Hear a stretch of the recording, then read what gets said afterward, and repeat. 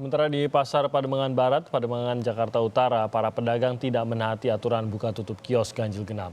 Sejumlah pedagang yang seharusnya tutup di tanggal ganjil tetap membuka usaha mereka di tanggal genap seperti hari Selasa kemarin. Para pedagang mengaku dirugikan dengan peraturan ganjil genap lantaran jualan sayuran, ikan basah, dan daging tidak bisa ditunda kemudian hari mengingat mudah layu dan basi. Pedagang berani membandel karena petugas hanya memberi teguran. Senin kemarin. Senin kemarin.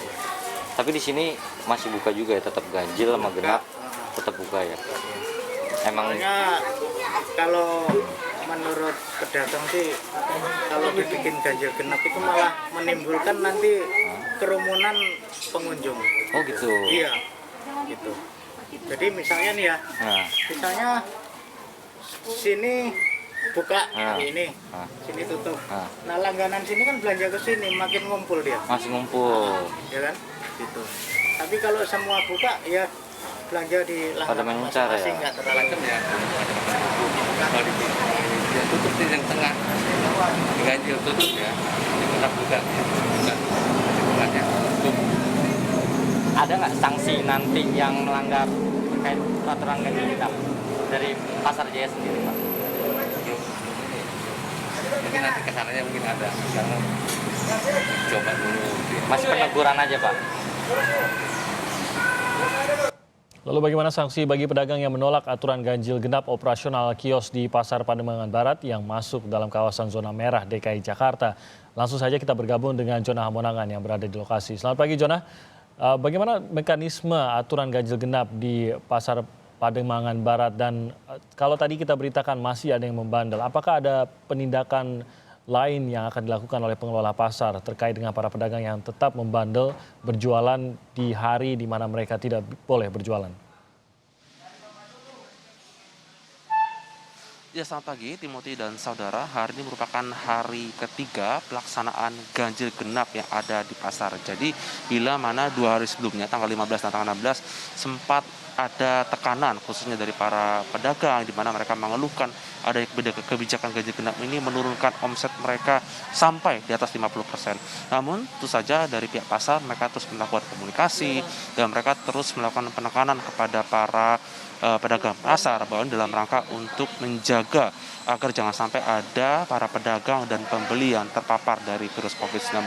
Nah, untuk pelaksanaannya khusus ganjil genap, saat ini saya akan menunjukkan kepada Anda bagaimana situasi real yang ada khususnya di Pasar Pademangan Barat lantai 2. Saja selain mereka tetap menggunakan masker, mereka berjualan seperti biasa, tapi mereka tetap mengikuti aturan yang ada. Seperti yang ada di depan saya ini ada Bapak penjual ikan. Bapak ini berjualan karena memang lapaknya berjualan di tanggal ganjil, sedangkan di sebelah kirinya atau sebelah kanannya ini tidak buka dikarenakan lapaknya bernomor genap. Jadi ini merupakan salah satu bukti bahwa kebijakan protokol yang memang ditekankan oleh PD Pasar Jaya sudah bisa diterapkan sebaik mungkin. Nah, kita akan terus berjalan ke belakang untuk melihat bagaimana seperti kesiapan dan juga penerapan dan pelaksanaan. Kami melihat saat ini di lantai 1 dan juga di lantai 2, baik dari pihak pengamanan, bahkan kepala pasar pun langsung turun tangan untuk mengecek dan mereka untuk seperti mengevaluasi apakah kebijakan ganjil genap ini sudah bisa terapkan baik dan mereka tentu saja sudah mulai patuh.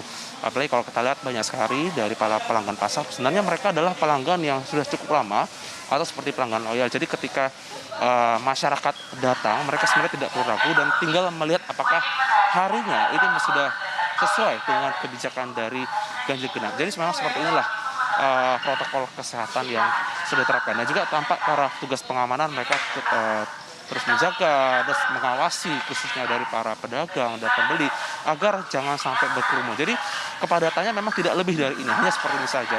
Dan untuk para pedagang, mereka semuanya wajib menggunakan masker. Jadi jangan sampai mungkin seperti maskernya mungkin hanya ditaruh di dagu atau mungkin mereka jangan sampai mereka melepas maskernya. Dan juga untuk pengunjung pun mereka tetap wajib menggunakan masker. Bahkan tadi kami juga sempat diingatkan jangan sampai menurunkan masker dikarenakan ini memang cukup berbahaya. Dan untuk mengetahui bagaimana kesiapan sendiri dari para pedagang khususnya kebijakan dari ganjil genap, saat ini saya akan mencoba bertanya kepada salah satu pedagang pasar yang ada. Pak, mohon maaf mengganggu. Ya. Selamat pagi Pak, apa kabar? Dengan Pak siapa? Pak Ardi. Pak Ardi, mohon mengganggu sedikit ya. Ya. Pak, ini untuk kebijakan ganjil genap yang diterapkan oleh Pasar Jaya. Nah, dari Bapak sendiri tanggapannya gimana, Pak?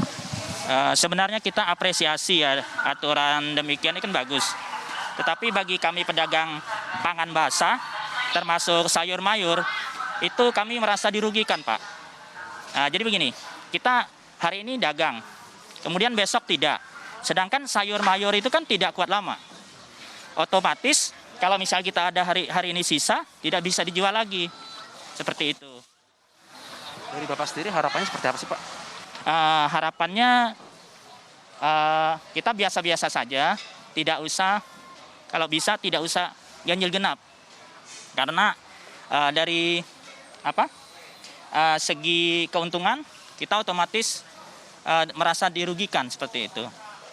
Dan seandainya misalnya kita buka hari ini, di sebelah kita tutup, otomatis di tempat kita terjadi penumpukan orang seperti itu menurut kita pedagang.